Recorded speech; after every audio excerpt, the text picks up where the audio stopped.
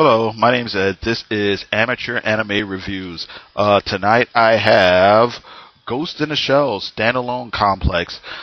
This is a anime television series that was basically a spin-off of a film called Ghost in the Shell, which I believe was based on a manga by, and I apologize if I say the name wrong, Masamune Shiro.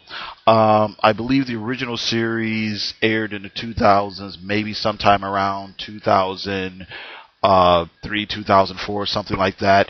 The DVDs I have say 2004, 2005 on it, but I'm assuming that's when the actual physical DVDs were, made available here in America. Basically, it's set in a future in Japan. It's more or less this sort of futuristic cyberpunk cop type show type thing.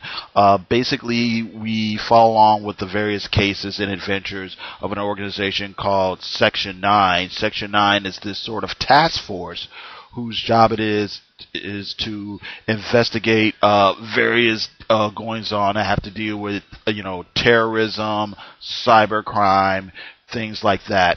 Like I said, it's set in the future, and of course, technology is way advanced. So we're really dealing with how in this society information is transferred from one spot to the other spot, how it goes from one person to another person, from one person's brain to the next brain. A lot of the people in this society have various degrees of cybernetic enhancements, including the members of Section 9. We're going all the way from some people who just have slight brain augmentations to other people who have, full, artificial prosthetic bodies and things. The major characters I would say would probably be the chief, who's, the man in charge, who gives the team their assignments, briefs them, debriefs them, so on and so forth. You have the major, she's more or less kind of the field commander. There's Bato, who's kind of like the big burly guy, who's more or less her right-hand man. You also have a guy named Togasa, who's kind of the family man of the group, more calm, everyman type person. Like I said, everybody's got their own. There are other characters part of the team as well. There's somebody who's a sniper. There's somebody who specializes more in data manipulation and transfer and things like that. People who are bomb techs and blah blah blah blah blah. But I would say those characters are the characters we spend the most time with and probably know the most about. Like I said, everybody in the society has, or almost everybody has some sort of cybernetic enhancement in the team. Togasa is the guy who has the least. He just kind of has cybernetic brain enhancements.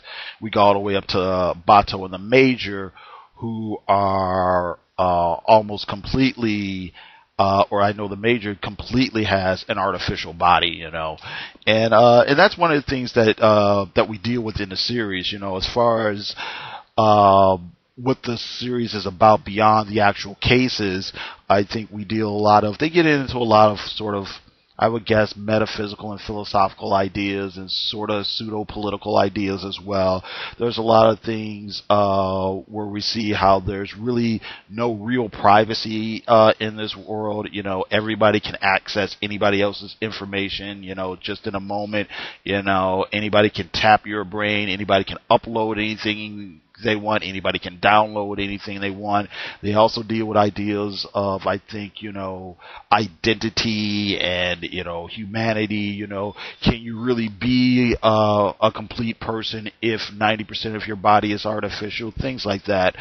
You really don't have a whole lot of there's not a whole lot of maybe soap opera-y type characterization. There's not a lot of, oh, I love you, why don't you love me? Or, what? I can't fight him, he's my brother. You don't have a whole lot of that. It's very much like, I don't know, almost like, the old Dragnet where it's just the facts, ma'am. I would say that's almost if I have a quibble about the series, that might be it. Just that in some cases, sometimes when people go into lengthy explanations about some historical incident or explaining some technological aspect of what's going on in the story, it's sometimes delivered in this manner that's very stiff and very dry, and it almost takes you out of this. Almost takes you out of the story sometimes, you know.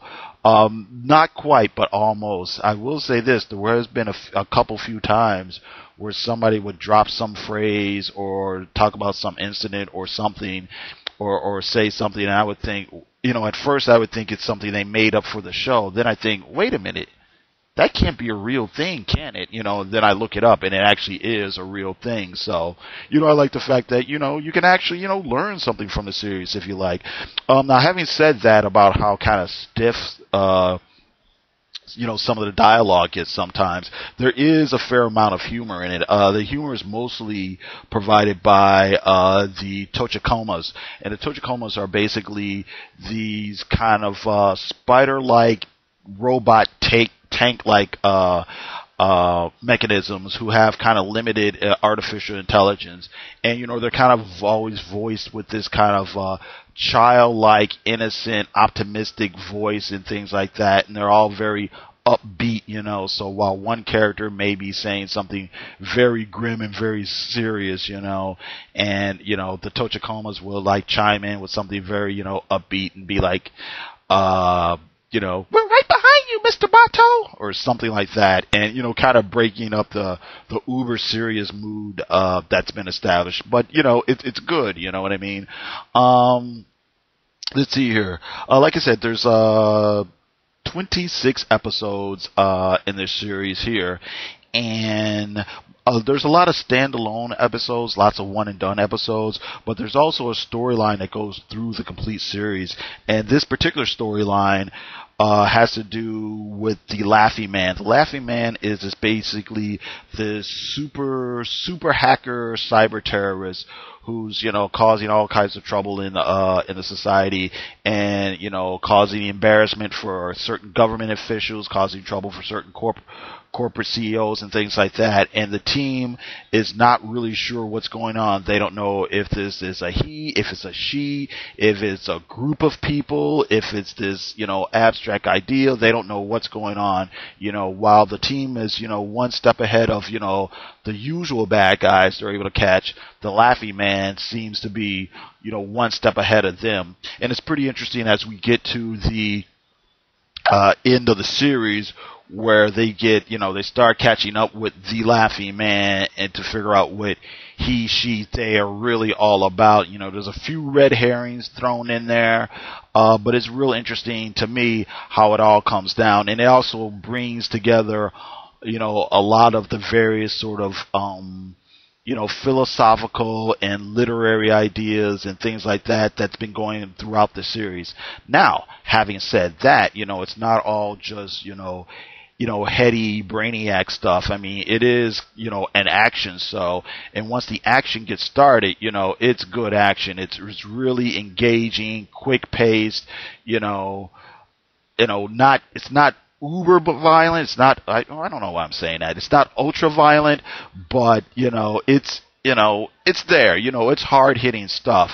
I will say I like the look of the series. I like the design of the characters. The animation is really good, and like I said, it really works for this series. You know, when it's time for things to move and be quick paced and things like that, it really delivers. So I really like it. And I guess that's pretty much it. I got to thank you very much for listening to me. Tell me if you've seen this series, if you like it, if you don't like it. Leave any comments you want. That's it, and you all have a great day. How do I